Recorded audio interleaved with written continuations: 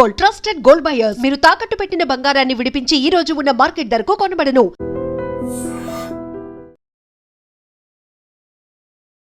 నమస్తే, welcome to I dream. నేను వలి. Hero Raj Tarun Lavanya case మీ అందరికీ గుర్తుండే ఉంటుంది. లావణ్య ఇప్పుడు ఏం చేస్తుందో క్లియర్గా మొన్న ఒక ఆడియో కూడా బయటకు వచ్చింది. సంగారెడ్డిలో ఒక ఇంట్లో ఇద్దరు అబ్బాయిల్ని పెట్టుకొని గంజాయి కొడుతూ డ్రగ్స్ తీసుకుంటూ నానా హంగామా చేస్తుంది. ఆ కాలనీ వాసులందరినీ కూడా బెంబేలెత్తిస్తుందని చెప్పి ఒక ఆడియో క్లియర్గా విన్నాం.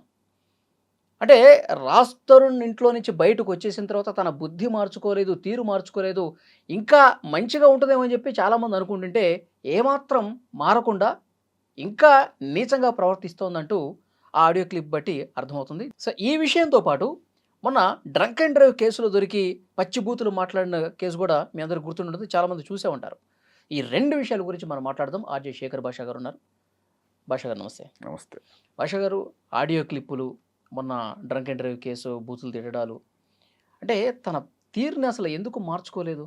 ఆవిడ ఎందుకు మార్చుకుంటుందా మార్చుకోలేదా ఆవిడని ఉద్ధరించాల్సిన మనం సమాజ భవిష్యత్తు కోరుకునే ఒక మంచి జర్నలిస్ట్గా మనం చేయాల్సింది ఏమిటంటే, ఆవిడ మీద ఇన్ని కేసులు నమోదవుతున్నా కూడా డజన్ కేసులు ఇవాళ నాకు తెలిసి 12 కేసులు, ఇంకా తెలియకుండా ఎన్ని ఉన్నాయో మనకు తెలియదు. ఇన్ని కేసులు ఉన్నా కూడా పోలీసులు ఎందుకు యాక్షన్ తీసుకోవట్లేదు అనేది ఒక $1 మిలియన్ క్వశ్చన్ అయిపోయింది. సో మీరు చెప్తున్నట్టుగా ఈ కాల్ ఏదైతే ఉందో ఒక 2 నెలల క్రితం అనుకుంటా ఈ కాల్ వచ్చింది. ఇదేంటంటే ఈవిడని చెల్లెమ్మ అంటాడంట ఆయన, ఏదో జర్నలిస్టు మిత్రుడు అని చెప్తుంది అతను.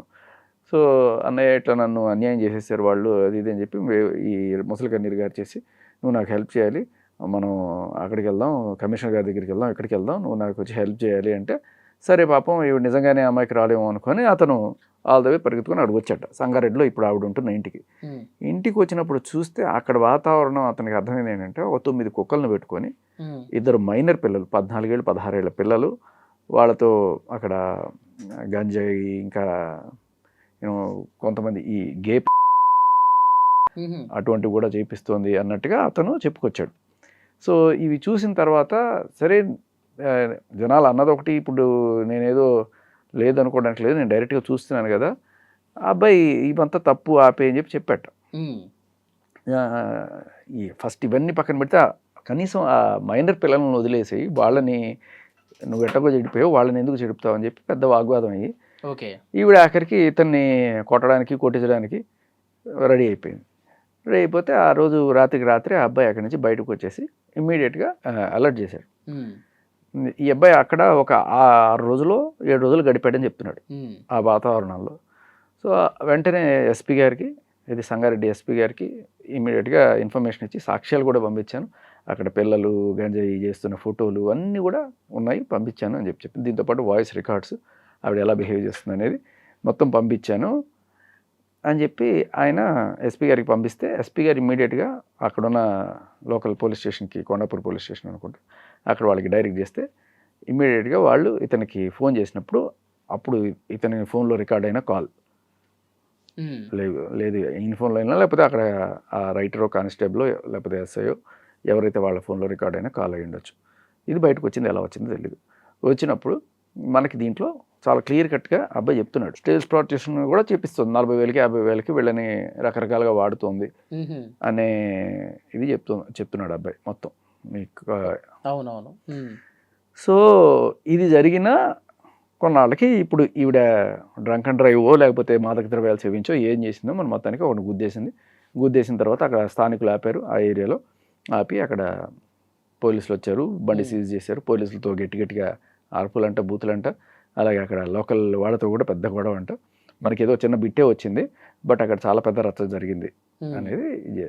సో ప్రతిదానికి కూడా మహిళా కార్డు వాడడం అనేది ఆవిడకి ఎంత అలవాటు అయిపోయిందంటే, ఆవిడ గుద్దేసిన తర్వాత కూడా ఆవిడ కిందకి దిగడానికి కూడా దిక్కుండా ఆడపిల్ల అంటుందంట. ఆడపిల్ల అంటే గుద్ది చంపేస్తావా? మందు తాగడానికి ఆడపిల్ల కాదు, సిగరెట్లు కొట్టడానికి ఆడపిల్ల కాదు, గంజాయిలు వాడడానికి ఆడపిల్ల కాదు. ఇప్పుడు ఎప్పుడైతే ఆపద వస్తుందో అప్పుడు ఆడపిల్ల అనే కార్డు చట్టం దాక్కోవడం అనేది అలవాటైంది ఆవిడకి. సరే, ఇప్పుడు పోలీసులు ఆ బండిని సీజ్ చేసిన తర్వాత ఆవిడని డిటైన్ చేసి మరి ఆవిడకి డ్రంక్ అండ్ డ్రైవ్ టెస్ట్లో పాజిటివ్ వచ్చిందని చెప్తున్నారు. ఎఫ్ఐఆర్ అయింది 66/2026 ఎంతో సంగారెడ్డి కొండాపూర్ పిఎస్, అది మనం తెప్పించాలి. అయితే ఇక్కడ పోలీసులు డ్రంక్ అండ్ డ్రైవ్ టెస్ట్ చేశారు, కానీ ఇది గంజాయి టెస్టు లేకపోతే డ్రగ్స్ టెస్టు ఎందుకు చేయలేదు? ఇప్పటిదాకా ఎవరు కూడా ఆవిడకి ఎందుకు చేయించలేకపోతున్నారు? రైట్ ఫ్రమ్ వరలక్ష్మి డ్రగ్స్ కేసులు దొరికింది కదా, అప్పుడు చేపిలే. కొన్నాళ్ళు జైలు కూడా వెళ్ళొచ్చింది, అప్పుడు కూడా చేపిలే. 45 రోజులు చెంచలగూడ జైల్లో పెట్టారు కదా, అప్పుడేంటి? డ్రగ్స్ అమ్మే కేసు. దీంట్లో 3 రకాలు. ఒకటి, నువ్వు డ్రగ్స్ ఆనందం కోసం తీసుకోవడం, అది కొంత చిన్న కేసు. ఇది నిన్ను రీహాబ్లోకి పంపిస్తారు ఫస్ట్ టైం అయితే, సెకండ్ టైం అయితే బాధితురాలుగా చూస్తారు కొంత. రెండోది, డ్రగ్స్ అవతల వాళ్ళకి అమ్మే కేసు. ఇది చాలా పెద్ద కేసు, 10 ఏళ్ళు జైలు శిక్ష వరకు ఉంటుంది దీనికి ఎన్డీపీఎస్ యాక్ట్లో.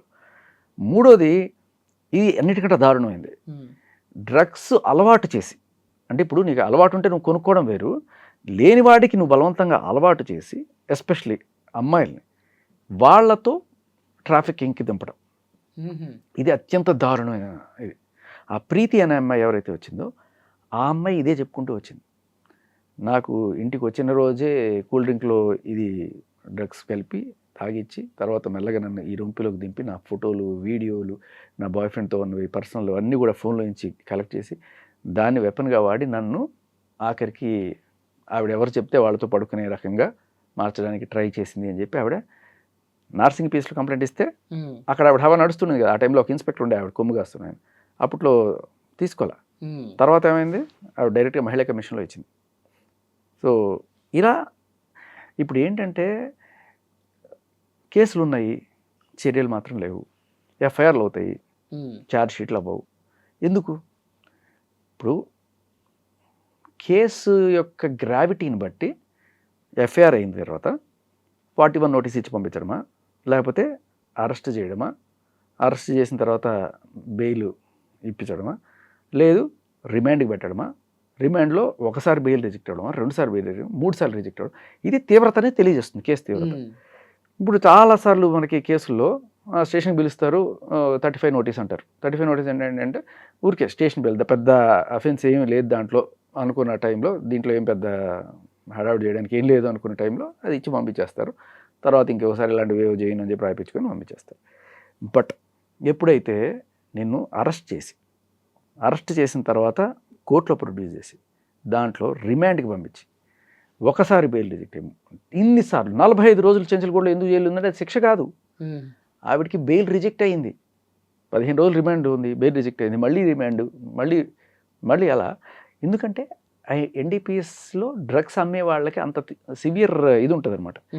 డ్రగ్స్ అమ్మావు అని తెలిస్తే, రెడ్ హ్యాండెడ్గా దొరికితే, దానికి సాక్ష్యాలు ఉంటే తప్ప ఇంత దూరం రాదు. మరి సాక్ష్యాలు ఏమున్నాయంటే, పోలీసు వాళ్ళకి దొరికిన సాక్ష్యాలు ఏమున్నాయో మనకి తెలియదు, కానీ మనకి క్లియర్ కట్గా ఈవిడే స్టేషన్ నుంచినో, రైల్వే స్టేషన్ నుంచి ఢిల్లీ నుంచి వస్తూ డ్రగ్స్ తెచ్చుకుంటున్న బ్యాగ్ పోలీసులు వచ్చి ఓపెన్ చేయమంటే, ఓపెన్ చేయొద్దని గొడవ చేయడం, ఓపెన్ చేస్తే నేను ఒప్పుకోనండి, మా అమ్మ రావాలి, మా నాన్న రావాలి. ఎందుకు? ఇప్పుడు ఎయిర్పోర్ట్లో పోతున్నావు, చాలాసార్లు ఓపెన్ చేయమంటే ఓపెన్ చేస్తారు కదా, ఈవిడ ఎందుకు గొడవ చేసింది? సో అప్పుడు అక్కడ కానిస్టేబుల్ కూడా అడుగుతుంది, అమ్మ నీ దగ్గర ఏం లేకపోతే నువ్వు ఎందుకు ఇంత చేస్తున్నావు అంటే, అదంతా ఒప్పుకొని తీయడానికి ఓపెన్ చేస్తే దొరికిపోయి 5 గ్రాములు దొరికింది, తీసుకెళ్ళారు. అక్కడ ఆవిడ కన్ఫెషన్ రిపోర్ట్ ఇచ్చింది, 1500కి మేము తీసుకొస్తాము, 6000కి ఇక్కడ అమ్ముతాము, గ్రాము 1500 కొనుక్కొస్తుందంటే 6000కి అమ్ముతాం, ఇవన్నీ రాశారు, రిపోర్ట్ రాశారు, చేశారు, పంపించారు. ఇప్పుడు దాన్ని ఛార్జ్ షీట్ చేయాలి. 2 ఏళ్ళు అవుతుంది కేసు, 2 ఏళ్ళు. జనవరి 28, 2024లో అయింది. ఇది ఎంత? 2026 జనవరి, అంటే 2 ఏళ్ళు అయిపోయి ఇంకొక 3 నెలలు అయింది, నడుస్తుంది. 2 ఏళ్ళు దాటిపోయినా కూడా మరి ఈవిని ఎవ్వరూ ఏం చేయలేకపోతారు. యథేచ్ఛగా మళ్ళీ అదే పని చేసుకుంటూ రోడ్లో జనాల్ని గుద్దుకొని కూడా పోతుంది. బ్యాక్గ్రౌండ్ మ్యూజిక్ ఏమి నడుస్తుంది? ఇప్పుడు మనం అనుకున్న మన సాక్ష్యం ఏదైతే ఉందో, ఇప్పుడు నేను చూపించాను కదా, ఇది ఆవిడ ఫోన్లో రికార్డ్ చేసుకుంది, ఇది మనం బయటకు తీసుకొచ్చాం, గుర్తుందా నీకు? అవును. ఇది పోలీసుల దగ్గర లేదు. సరే, ఇప్పుడు పోలీసులు ఆవిడతో ఏదో ఆలూచి పడిపోయి, ఏది ఆయన ఆఫీసర్ ఒక ఆయన ఉండే, ఆయనతో కొంచెం బాగా చనువుగా మాట్లాడుతూ ఆ పిఎస్లో ఆవిడ ఏమంటే అది నడిచేది. ఎందుకంటే ఒక అమ్మాయి, ప్రీతి లాంటి ఒక అమ్మాయి, 21 ఏళ్ల పిల్ల, చిన్న పిల్ల, ఈవిడికి ఎంత 33 ఏళ్ళు 35 ఏళ్ళు ఉంటాయి. ఆవిడే ఇలాంటి అమ్మాయి ఇంటికి వెళ్తే నాకు బలవంతంగా డ్రగ్స్ అలవాటు చేసి ఇంత చేసిందండి, నేను రీహాబ్కి వెళ్ళి దాని నుంచి బయటపడడానికి ఒక నరకం చూశాను నేను, ఒక 6 నెలల సంవత్సరం రీహాబ్ కూడా చేసుకుని వచ్చింది అమ్మాయి, బయటపడింది. బయటకు వచ్చిన తర్వాత కూడా ఆ వీడియోలు అవన్నీ పెట్టుకొని నీ జీవితం నాశనం చేస్తా అంటే తట్టుకోలేక అమ్మాయి బయటకు వచ్చి కంప్లైంట్ చేస్తే కనీసం నార్సింగ్ పీస్లో అది ఎఫ్ఐఆర్ కూడా చేయించినటువంటి ఘనత మనవాళ్ళది. సో అంత ప్రభ నడిచింది ఆవిడకి అక్కడ. రాజస్థాన్ మీద కేసు పెట్టమంటే రాజస్థాన్ మీద కేసు, మస్తాన్ సాయి మీద కేసు పెట్టమంటే మస్తాన్ సాయి మీద కేసు, ఎలా కావాలంటే అలా వాడుకుంది అక్కడ పిఎస్. శేఖర్ భాష మీద కావాలంటే శేఖర్ భాష మీద. సో ఇక్కడ ఏమైంది అంటే అక్కడ వాళ్ళని వల్ల వేసుకోవడం వల్లే ఇదంతా జరిగిందా, లేదు వాళ్ళని అలా వల్ల వేసుకుంటున్నప్పుడు రికార్డ్ చేసుకున్న కాల్స్, వీడికన్నీ తెలుసు కదా రికార్డ్ చేసుకోవడం అలవాటు, దాంట్లోనే ఇవి దొరికింది యాక్చువల్గా. అలా రికార్డ్ చేసుకుంటున్నప్పుడు ఆ రికార్డ్ చేసుకుంటున్న కాల్స్ వాళ్ళకి పంపించి భయపెట్టడం, బెదిరించడం, ఇలాంటివి చేసి వాళ్ళతో పనులు చేయించుకుంటుందా, ఇది రెండవ రకమైన ఆస్పెక్ట్. ప్రతిదానికి ఇప్పుడు ఈ దీనికి కేసు మనకి సాక్ష్యం ఉంది. దీనికన్నా ముందు వరలక్ష్మి డ్రగ్స్ కేసు ఉంది కదా, ఇదైతే ఛార్జ్షీట్ అయింది, కోర్టుకు వచ్చింది.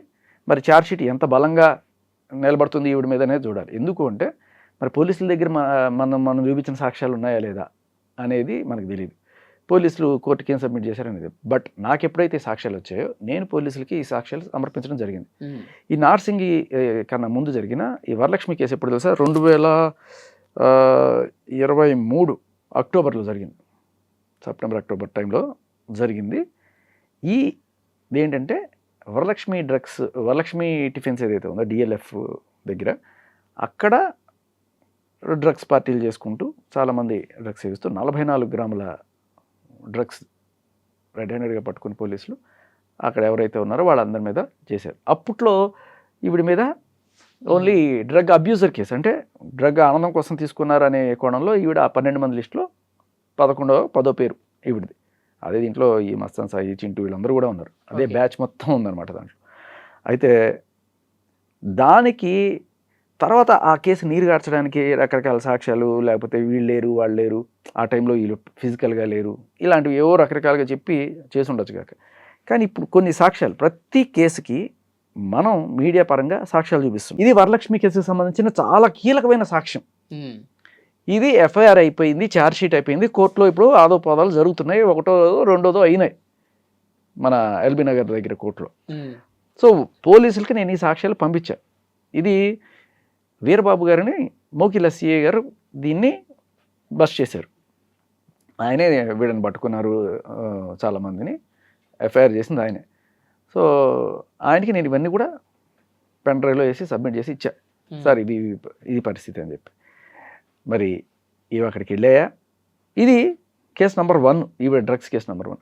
కేసు నెంబర్ 2 ఇందాక మనం మాట్లాడుకున్నాం నార్సింగ్ కేసులో, దానికి కూడా సాక్ష్యాలు ఉన్నాయి. ఈ సాక్ష్యాలు పోలీసులు నిజంగానే చూపిస్తున్నారా, లేదు చూపించకుండా దాచిపెట్టి ఈవిని కాపాడుతున్నారు. ఎందుకంటే 2 ఏళ్ళు 2.5 ఏళ్ళు అయినా కూడా, ఇదైతే 3 ఏళ్ళు, వరలక్ష్మి కేసుకి 3 ఏళ్ళు అయినా కూడా ఎంత చక్కగా ఆ కేసు అయిన తర్వాత ఇంకో కేసు, ఇంకో కేసు అయిన తర్వాత ఇంకో కేసు, ఇప్పుడు ఈ డ్రంక్ అండ్ డ్రైవ్ కేసు దీంట్లో మరి టెస్ట్ చేస్తే ఖచ్చితంగా పాజిటివ్ వచ్చింది. But so Sangareddy case, Sangareddy ఇంట్లో పెట్టుకుని ఇది తర్వాత ఇదొకటే కాదు, ఇంకా మన చుట్టుపక్కల ఇప్పుడు పంజగుట్టలో కూడా ఈవిడ ఒక డీలర్ ఉన్నాడు, ఎక్కడో మోయినాబాద్లో ఏదో పొలిటీషియన్ పట్టుకున్నారు. ఇది గత 3 ఏళ్ళ నుంచి నడుస్తూనే ఉంది కదా ఒక సాగలాగా. వరలక్ష్మి టిఫిన్స్ ఎక్కడిది, మన గచ్చిబౌలి దగ్గర, పంజగుట్టలో, ఇంకొకటి వైజాగ్లో అయితే డైరెక్ట్గా ఈవిడ పెడలింగే చేస్తూ ఉంటుంది. ఏంటి నీకు కావాలా, ఇగో ఒకటి పంపిస్తున్నాను చూడు, వాడు వస్తాడు, ఈవిడ ఏజెంట్, వాడు వచ్చి ఇదిగో నువ్వు కార్ దగ్గర అక్కడే ఉండు, దెక్కకుండా అక్కడే ఉండు, ఇటు పక్క నుంచి వస్తాడు, వాడు ప్యాకెట్ వేసి రాస్తాడు, నువ్వు డబుల్ ప్యాకెట్ ఇట్లా వేయాలి. ఇన్ని ఆడియో కాల్స్ ఇన్ని ప్రొడ్యూస్ చేసిన తర్వాత కూడా మీడియాలో నేను పోలీసులకే ఇచ్చా, ఫస్ట్ వాళ్ళకే పంపించా. ఏ రకమైన నాకు కనీసం వీళ్ళు లుక్ ఇంటూ ఇట్ కానీ ఏమీ లేదు. నార్సింగ్ పిఎస్లో అయితే అసలు ఏ రకమైన ఉండదు. సార్ చూడండి సార్ నాకు వచ్చాయి అని చెప్పి ఒక 6 నెలలు అవుతుందేమో పంపించి, ఏమీ ఉండదు. అంటే ఏం జరుగుతున్నట్టు, అంటే పోలీసులు అమ్మాయి కాబట్టి లైట్ తీసుకున్నారా, లేకపోతే పోలీసులు మేనేజ్ చేస్తూ ఉన్నారా? వాళ్ళకి సంబంధించినవేవో గుట్టుమట్లు ఇవి పెట్టుకొని వాళ్ళని బ్లాక్మెయిల్ చేస్తూ బతుకుతుంది అన్నట్టుగా అర్థమవుతుంది. ఎందుకంటే ఇంతకుముందు ఒక ఆఫీసర్ ట్రాన్స్ఫర్ అయిపోయారు కదా, ఆయనకి సంబంధించిన కొన్ని ఇవి. అలాగే మరి మోకిలా కేసు కూడా ముందుకు ఎందుకు వెళ్ళట్లేదు అంటే కోర్టులో ఉంది, బట్ తర్వాత ఏమైంది? ఇప్పుడు 2 సంవత్సరాలు అయింది అదే కేసు కదా. 3 ఏళ్ళు దానికి, 3 ఏళ్ళు, దీనికి 2 ఏళ్ళు. దీనికి తోడు ఇప్పటిదాకా నాకు తెలిసి 4-5 బ్లాక్ మెయిలింగ్ అండ్ ఎక్స్టార్షన్ కేసులు. ప్రీతి తెలుసు కదా, ప్రీతి వచ్చి మహిళా కమిషన్లో పెట్టిన కేసు. ఇట్లా నన్ను బలవంతంగా నాకు డ్రగ్స్ అలవాటు చేసి నన్ను ఈ వ్యభిచారం లోపలికి దింపాలని చూస్తానని చెప్పి ఆవిడ పెట్టిన కేసు. అలాగే స్వాతి అనే ఒక అమ్మాయి, ఆ అమ్మాయి మీద కూడా ఇలాగే ఆ అమ్మాయి వీడియోలు అవన్నీ తీసుకొని ఆ అమ్మాయి బాయ్ ఫ్రెండ్తో ఉన్న వీడియోలు వాటినన్నింటిని కూడా బయటపడతానని చెప్పి అది పెద్ద ఇదైంది. ఆ అమ్మాయి ఇదే నర్సింగ్ పీస్లో మళ్ళీ కంప్లైంట్ ఇచ్చింది. ఫస్ట్ ఈవిడ మీద నమోదైన కేసు బ్లాక్మెయిల్ కేసు. తర్వాత గుంటూరులో ఒక కేసు, ఒక అమ్మాయి సునైనా ఒక అమ్మాయి, ఆ అమ్మాయి వచ్చి ఇట్లాగే ఈవిడ బ్లాక్మెయిల్ చేస్తుంది, ఆవిడ ఫోటోలు ఇవన్నీ కూడా పెట్టుకొని అని చెప్పి ఆవిడ మీద కేసు. ఇలా ఒకళ్ళుగా ఇద్దరు కదా. తర్వాత రీసెంట్గా 2025 ఎండింగ్లో, అంటే ఇది మారట్లా మనిషి, అంటే జరుగుతూనే ఉన్నాయి. 2025 ఎండింగ్లో కూడా ఆయన పేరు ఏదో ఉంది, పోలీస్ ఆఫీసర్స్తో కొన్ని కాన్వర్జేషన్స్ ఉన్నాయి. ఏంటి, అక్కడ గోవాలో ఇవి దొరుకుతాయి సార్, ఇవి బాగుంటాయి సార్, ఇది బాగుంటుంది సార్, మీకు ఏవి తీసుకురామంటారా, అది తీసుకురామంటారా? ఏం జరుగుతుంది? ఇళ్ల మీదకి వెళ్ళి దాడి చేసిన కేసులు, 3 డ్రగ్ కేసులు, 4 బ్లాక్మెయిల్ కేసులు, 3 పూలు 6 కాయల్లాగా. మొత్తం ఎన్ని ఉన్నాయండి అవి? నాకు తెలిసి 12 నేను కలెక్ట్ చేసినవి. దీనికి తోడు ఇవి పెట్టే తప్పుడు కేసులు. మళ్ళీ రాజస్థాన్ మీద కేసు పెట్టి మళ్ళీ తర్వాత సారీ రాజ్, సారీ రా, మస్తాన్ సాయి నా ఫ్రెండు, నా దోస్తు అని చెప్పి అతని మీద అత్యాచారం కేసు, అతని మీద అతను ప్రియుడు 6 నెలల క్రితం అని చెప్పి ఇదే మళ్ళీ నర్సింగ్ కేసులోనే 6 నెలలు. అంటే రాజ్ తరుణ్ మీద కేసు పెట్టడానికి 6 నెలల ముందు మస్తాన్ సాయి నేను ప్రేమించుకుంటున్నాము, వీడు ఇప్పుడు నేను బ్రేకప్ అయిపోయాము, అయినా కూడా వాడు నన్ను వేధిస్తున్నాడు, వాడి నుంచి నాకు రక్షణ కల్పించాల్సింది కోరుతున్నాను. ప్రేమిస్తున్నాను అంటే దాని అర్థం ఏంటి? వీడికి పెళ్లి కాలేదనే కదా. మరి 6 నెలల తర్వాత వచ్చి 11 ఏళ్ల క్రితం నాకు రాజ్ తరుణ్తో పెళ్ళయింది, వాడు నన్ను మోసం చేస్తే అంటే అదే నర్సింగ్ కేసులో అవునా అండి అని చెప్పి తీసుకుంటారు కేసులు. అంటే ఆ టైంలో ఆవిడకి ఏం చెప్తే జరిగింది అక్కడ, ఎందుకంటే ఆఫీసరే గుప్పెట్లో ఉన్నాడు. ఇప్పుడు ఇన్ని కేసులు చూసిన తర్వాత మీకు ఏమనిపిస్తుంది? ఇప్పటికైనా ఆమెకి శిక్ష పడుతుంది అనే హోప్ ఏమన్నా ఉందా? లేదు ఈమె ఎన్ని చేసినా కానీ ఇలా నడుస్తూనే ఉంటుంది అనుకుంటున్నారా? అదే ఇప్పుడు మన గవర్నమెంట్ ఏమన్నా ప్రత్యేకంగా ఈవిడికి లైసెన్స్ ఇచ్చిందేమో చెప్పేసేయండి సార్. అంటే లావణ్య అనే ఆవిడ చేసుకోవచ్చు, ఆవిడ ఎక్కడ డ్రగ్స్ చేసుకున్నా, ఎక్కడ మందు కొట్టినా ఆవిడ మీద ఏం కేసులు ఉండవు, ఆవిడ మీద కేసులు ఊరికే ఎఫ్ఐఆర్లే ఉంటాయి తప్ప అవి ముందుకు కదలవు. మీరు అడ్వకేట్లతో కూడా మాట్లాడుతూ అసలు ఈ కేసు ఏంటి, దీని గురించి అన్నిటికంటే దారుణమైన వీడు సరే డ్రగ్స్ నువ్వు తాగి చచ్చావా, నువ్వు ఏదో ఒకటి తాగేవో తిన్నావో ఏదో ఒకటి చేస్తారు కదా, అది నీ కర్మ, నువ్వు చస్తావు. నువ్వు డ్రగ్స్ అమ్మావు అనుకో, సరే అది కూడా అవతలవాడు అలవాటు ఉన్నవాడే కొనుక్కుంటాడు కదా, సరే అది మీ ఇద్దరి కర్మ, వాడు నాశనం అయిపోతాడు, నువ్వు వాడు నాశనం చేస్తున్నావు అనే కోణంలో. ఈ రెండింటికన్నా మించి ఇదేంటంటే ఈ అమ్మాయిలందరూ పెడుతున్న కేసులు వాళ్ళకి డ్రగ్స్ కలిపించి బలవంతంగా వాళ్ళకి అలవాటు చేసి వాళ్ళని ఈ వ్యభిచారం రూపంలో దింపడం అనేది చాలా దారుణమైన విషయం. దీనికి కూడా శిక్ష లేదా? సరే ఇవి 2 పక్కన పెట్టండి. ఆ డ్రగ్స్ డబ్బులు ఉన్నవాడు కొనుక్కుంటాడు, వాడికి అలవాటు ఉన్నవాడు కొనుక్కుంటాడు, పెద్ద ఇదే నేరం. కానీ ఇది నేరం కదా, ప్రీతితో అలా చేయడం నేరం కదా. వీళ్ళందరూ వచ్చి కేసులు పెట్టి మమ్మల్ని రక్షించడం మర్రు అంటే ఈవిడ కేసులు పెడతావా అని చెప్పి ఆ వీడియోలు ఇవన్నీ కూడా బయటకు పంపించి ఏమన్నా అంటే మస్తాన్ సాయి హార్డ్ డిస్క్లో దొరికిన వీడియోలు అని చెప్పి వేయడం, వీళ్ళందరినీ ఆడవాళ్ళ బరువునంతా రోడ్లోకి లాగడం, వీళ్ళు చేయడం అనమాట. సో ఇది చాలా డేంజరస్. అన్నిటికంటే ఏదంటే ఇలా బ్లాక్మెయిల్ చేయడం, వాళ్ళని బలవంతంగా డ్రగ్స్ అలవాటు చేయడం. ఇప్పుడు అదేమన్నా మారిందా అంటే అది జరిగి మనకి 1 సంవత్సరం పైన అవుతుంది అనుకుందాం. ఇప్పుడు 2 మైనర్స్ అని చెప్తున్నాడు కదా, 14 ఏళ్ళు 16 ఏళ్ళ చిన్న పిల్లల్ని ఇంట్లో పెట్టుకొని వాళ్ళకి గంజాలు డ్రగ్లు ఇలాంటివన్నీ కూడా అలవాటు చేస్తూ వాళ్ళని ఆఖరికి ప్రాస్టిట్యూషన్లో కూడా దింపుతోందని చెప్తున్నాడు కదా అబ్బాయి. ఈ అబ్బాయి ఇది నేను చెప్తున్న మాట కాదు, నాకు తెలిసిన మాట కాదు. ఈ అబ్బాయి మన సంగారెడ్డి ఎస్పీ గారికి ఇచ్చిన కంప్లైంట్ ఇది. మరి ఏం చేశారు పోలీసులు దానికి సంబంధించి? ఏం చర్యలు ఉన్నాయి? వదిలేశారు. ఇవాళ ఆవిడ ఎవరినో వెళ్ళి గుద్దేసింది, రేపు ఇంకోని గుద్దేస్తుంది.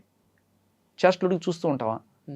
అంటే నేరాలు చేసుకుంటూ పోతుంది కదా. ఇప్పుడు ఒక కోర్టులో నడుస్తుంది ఈ డ్రగ్స్ కేసు. అసలు ఇది ఎంతవరకు వచ్చింది, ఇంకా ఏమి అరాచకాలు కంటిన్యూ అవుతున్నాయి, ఇవిగో ఆధారాలని చెప్పి మీరు ఒక పిటిషన్ వేసే ఆలోచన ఉందా? అన్నీ అయినాయి. అన్నీ పంపించాను నేను, ఏం వదల్లా. ఇప్పుడు ఒక పౌరుడిగా నా దగ్గరికి ఏదైనా సాక్ష్యాలు వస్తే పోలీసులకు పంపిస్తాను. ఎప్పుడైతే యాక్షన్ ఉండదో ఖచ్చితంగా మీడియా వాళ్ళకి కూడా ఖచ్చితంగా ఎందుకంటే ఏం చేయట్లేదని చెప్పి తెలియాలి కదా వాళ్ళు. ఒక పక్కేమో ఉక్కుపాదం అంటారు, ఇదే ఉక్కుపాదం.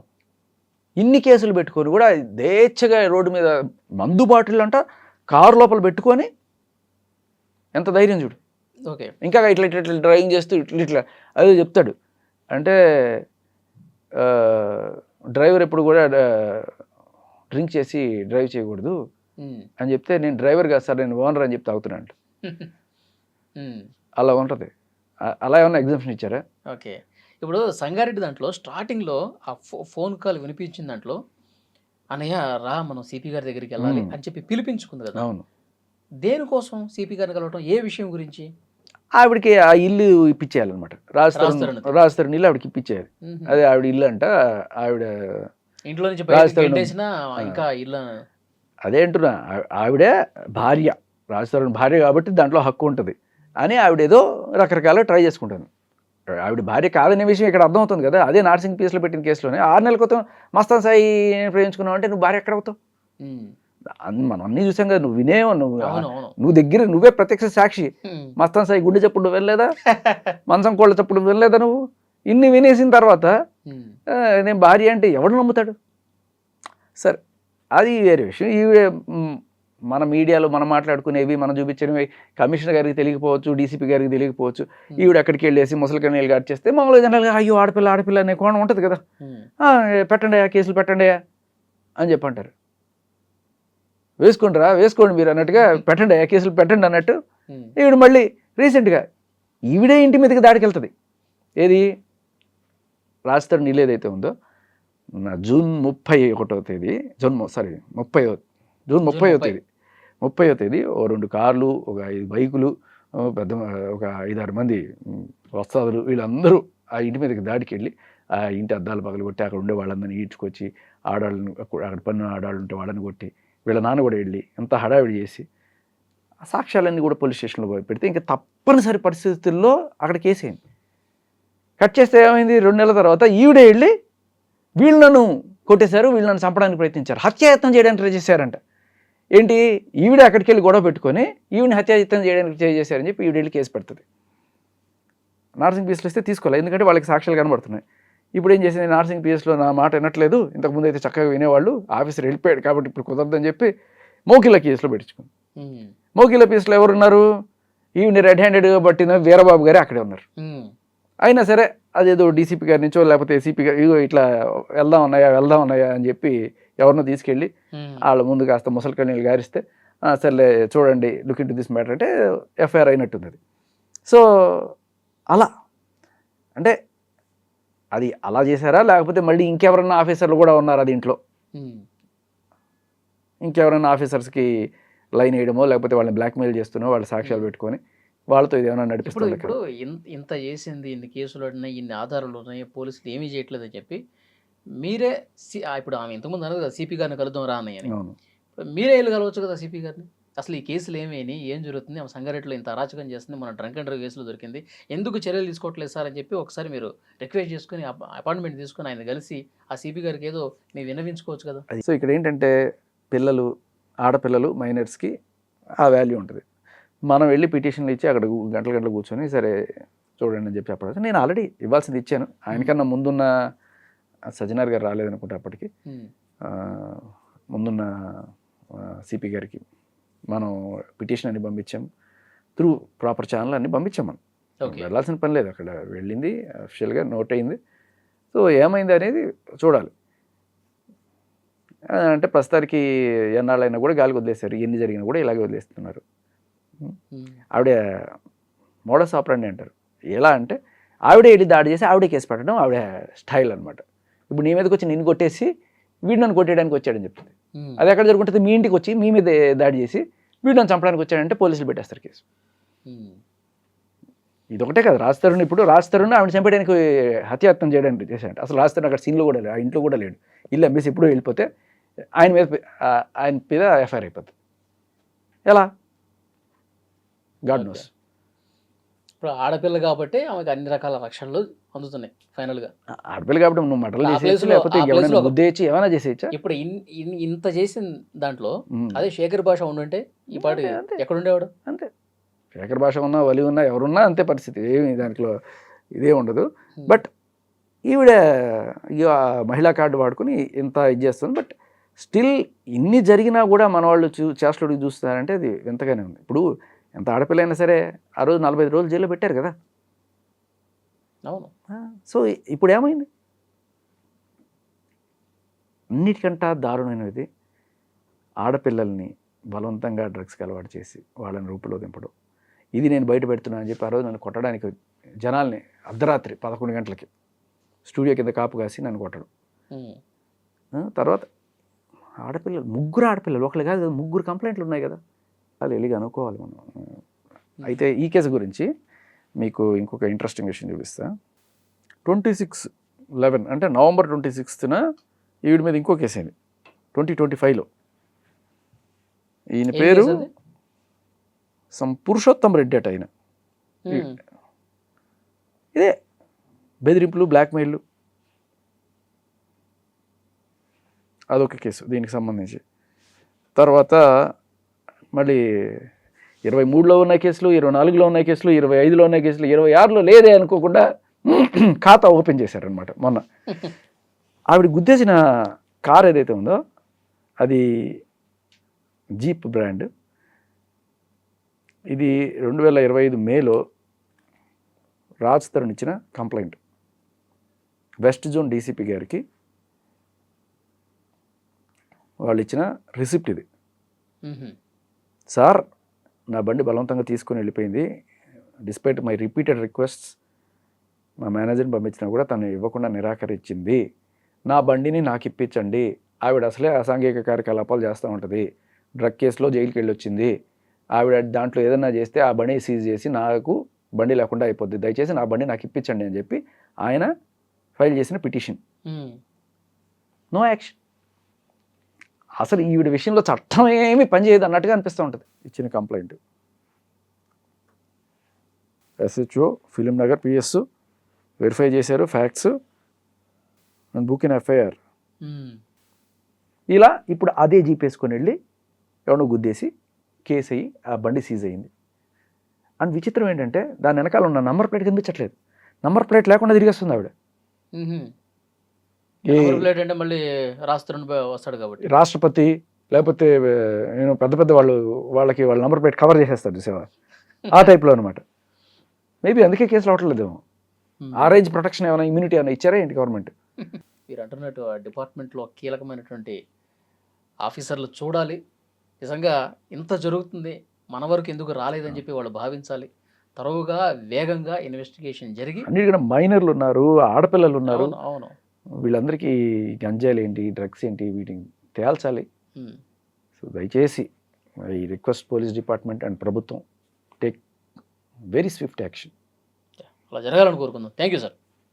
And for more videos, Please subscribe to iDream. Please subscribe to iDream. Please subscribe iDream. And please subscribe to iDream. For more videos, subscribe to iDream. please like, share and subscribe to the channel. Congratulations, iDream. Subscribe to iDream. Subscribe to iDream. So subscribe to iDream Media. iDream ki iDream team andarki huge congratulations. Please subscribe iDream Media. Please subscribe to iDream. Subscribe iDream. Please subscribe to iDream. iDream అంటే నా కళల channel subscribe చేసుకున్న నోరు తిరుగుతలేదు, మీరైతే గంట గుర్తు కొట్టండి. For more such videos, please subscribe to iDream. Subscribe to iDream. Please subscribe to iDream. Please subscribe iDream Media. Please do subscribe to iDream. Please subscribe to iDream Media. For best entertainment and information, please subscribe iDream. And don't forget to subscribe to iDream.